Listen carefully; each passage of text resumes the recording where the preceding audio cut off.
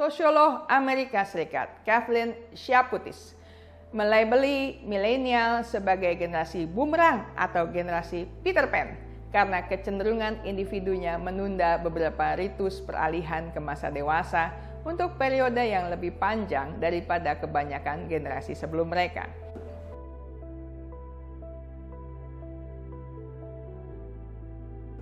Masih dalam serial topik dari generasi ke generasi, kali ini kita akan membahas mengenai ciri-ciri generasi Y alias generasi Y. Generasi Y atau dikenal juga sebagai generasi milenial adalah kelompok individu yang lahir sekitar tahun 1981 hingga tahun 1995.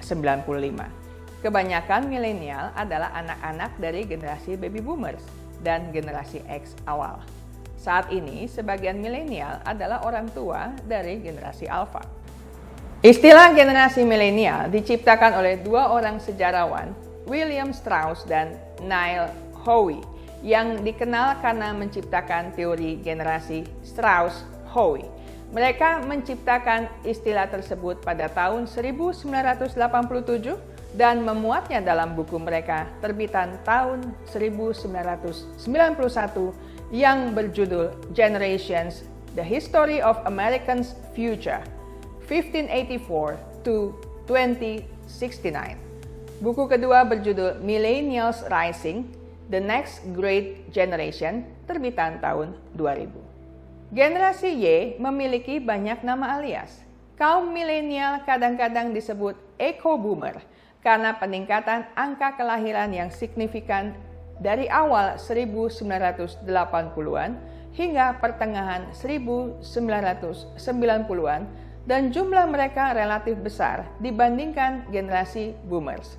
Untungnya di abad ke-20, tren menuju keluarga yang lebih kecil di negara-negara maju terus berkembang, sehingga dampak relatif dari baby boom echo tidak sebesar dari masa ledakan populasi pasca Perang Dunia Kedua. Nama alternatif untuk kelompok usia ini adalah Net Generation dari kata internet, generasi 911, 9/11 Generation, The Next Generation, serta Burnout Generation. Sosiolog Amerika Serikat Kathleen Shaputis melabeli milenial sebagai generasi bumerang atau generasi Peter Pan karena kecenderungan individunya menunda beberapa ritus peralihan ke masa dewasa untuk periode yang lebih panjang daripada kebanyakan generasi sebelum mereka. Salah satunya adalah tren tinggal bersama orang tua untuk waktu yang lebih panjang daripada generasi-generasi terdahulu. Kimberly Palmer, seorang pakar keuangan sekaligus editor US News Money di Amerika Serikat, menganggap bahwa tingginya biaya perumahan dan pendidikan serta tingkat kemakmuran generasi yang lebih tua sebagai faktor-faktor yang mendorong tren tersebut.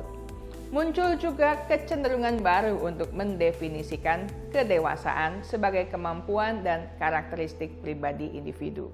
Kelompok milenial memperhatikan bahwa menikahnya orang tua mereka dalam usia relatif muda mendatangkan sejumlah ketidakbahagiaan karena pertengkaran, bahkan perceraian. Banyak orang dari generasi sebelumnya masuk ke dalam dunia kerja dalam usia relatif muda dan tidak berbahagia dengan karir mereka.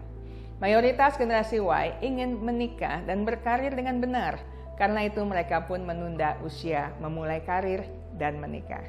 Kecenderungan ini agak berbeda dengan keadaan di Indonesia yang memang tidak membiasakan anak-anak yang belum menikah untuk keluar rumah. Bahkan ada beberapa individu yang sudah dewasa menetap satu atap bersama orang tua dan saudara-saudara mereka, dan itu menjadi fenomena yang lazim di negeri ini. Sebagian individu generasi Y memilih untuk melanjutkan studi supaya bisa bersaing dengan individu lainnya. Secara umum mereka berpendidikan lebih baik. Bahkan ada kesenjangan yang tajam dalam kekayaan ekonomi dari mereka yang memiliki pendidikan tinggi dan mereka yang tidak. Milenial di dunia barat digambarkan sebagai generasi global pertama dan generasi pertama yang tumbuh di era internet. Di Indonesia sendiri, kemajuan teknologi informasi lebih terasa setelah generasi ini beranjak remaja atau dewasa. Dengan demikian, di masa remaja, mereka mulai berkenalan dan memanfaatkan teknologi informasi berupa pesan instan, surat elektronik, telepon genggam, hingga internet. Mereka juga mulai akrab dengan media sosial, bahkan sebagian di antaranya memiliki sejumlah account di berbagai medsos. Dengan didukung teknologi, kerja mereka menjadi lebih cerdas dan cepat. Perkembangan teknologi juga mendorong milenial memiliki kemampuan multitasking. Perilaku ini membuat milenial terbiasa melakukan 2 hingga pekerjaan sekaligus. Generasi milenial sering dinilai sebagai generasi yang malas karena sering bermain ponsel, suka bersenang-senang, dan kurang konsisten.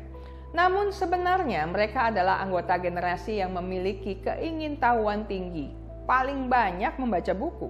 Masih ada banyak karakteristik generasi Y, kita lanjutkan di minggu mendatang. Ingat baik-baik, kesehatan mental Anda sangat berharga. Jagalah, pertahankanlah dengan sekuat tenaga.